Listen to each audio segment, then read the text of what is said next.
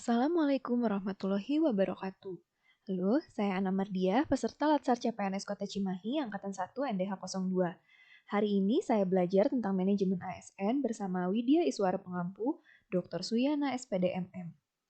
Jadi, kita harus melihat kondisi manajemen saat ini, terutama manajemen ASN, pelayanan sektor publik yang belum sepenuhnya berkualitas dan memuaskan, serta masih lemahnya sistem birokrasi. Sedangkan harapan kita adalah pelayanan sektor publik yang berkualitas sehingga dibutuhkan terobosan inovasi. Nah, sebelum ke sana, kita harus tahu dulu fungsi ASN. Fungsi ASN yang pertama adalah pelaksana kebijakan publik, di mana kita harus melaksanakan kebijakan yang dibuat oleh pejabat pembina kepegawaian sesuai peraturan perundangan yang berlaku. 2. Pelayan publik. Memberi pelayanan publik yang profesional dan berkualitas. Serta yang ketiga, tidak kalah pentingnya adalah perekat dan pemersatu bangsa. Nah, siapa saja yang disebut dengan ASN? ASN ini terdiri dari PNS dan P3K. Perbedaannya adalah P3K diangkat berdasarkan perjanjian kerja untuk jangka waktu tertentu dan dalam rangka menjalankan tugas pemerintah dan ketentuan perundang-undangan. Perbedaan juga tampak pada haknya, di mana P3K tidak mendapatkan jaminan pensiun dan hari tua. Namun selebihnya hak-hak yang diterima oleh PNS dan P3K sama.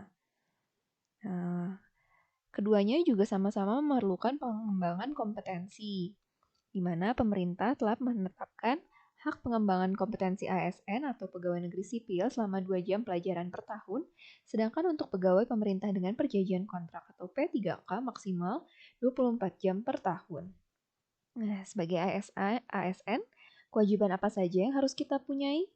Yang pertama adalah setia dan taat pada Pancasila, UUD 1945, dan juga NKRI. Yang kedua adalah menjaga pemersatuan bangsa dan kesatuan bangsa. Yang ketiga, melaksanakan kebijakan yang dirumuskan pejabat pemerintah yang berwenang. Yang keempat, menaati ketentuan peraturan perundang-undangan. Yang kelima, melaksanakan tugas kedinasan dengan penuh pengabdian, jujur, kesadaran, dan tanggung jawab.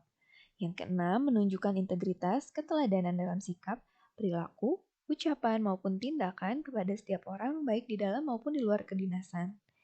Yang ketujuh, menyimpan rahasia jabatan dan hanya dapat mengemukakan rahasia jabatan sesuai dengan ketentuan atau peraturan perundang-undangan yang berlaku. Yang kedelapan, bersedia ditempatkan di seluruh wilayah negara kesatuan Republik Indonesia. Nah, mengapa ada kode etik dan kode perilaku ASN? Di mana tujuannya adalah untuk menjaga martabat dan kehormatan ASN.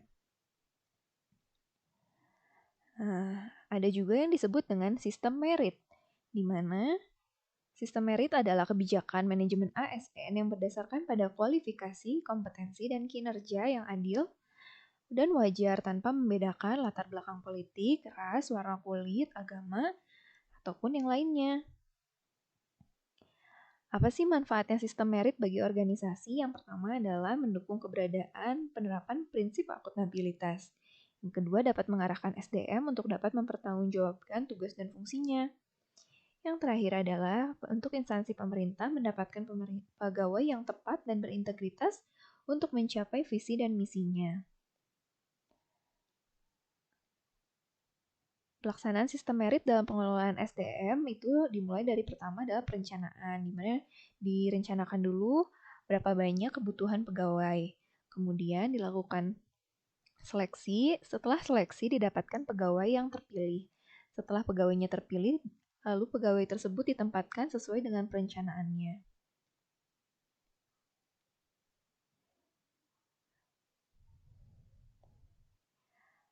Dalam sistem merit ini ada jaminan sistem merit dalam monitoring, penilaian, dan pengembangan, di mana dilihat dari pangkat dan jabatan, pengembangan karir, mutasi pegawai, dan juga penilaian kinerja. Mekanisme pengelolaan manajemen ASN. Seperti yang tadi sudah dikatakan, di mana pertama penyusunan dan penetapan kebutuhan, kemudian diadakan pengadaan ASN dengan cara rekrutmen dan seleksi, lalu pengangkatan dan jabatan, serta yang berikutnya adalah pengembangan karir serta pola karir, promosi, dan mutasi.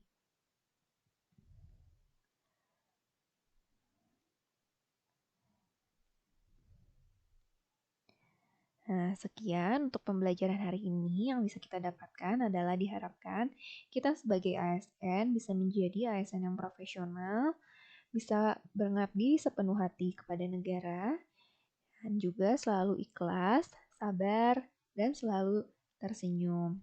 Terima kasih. Wassalamualaikum warahmatullahi wabarakatuh.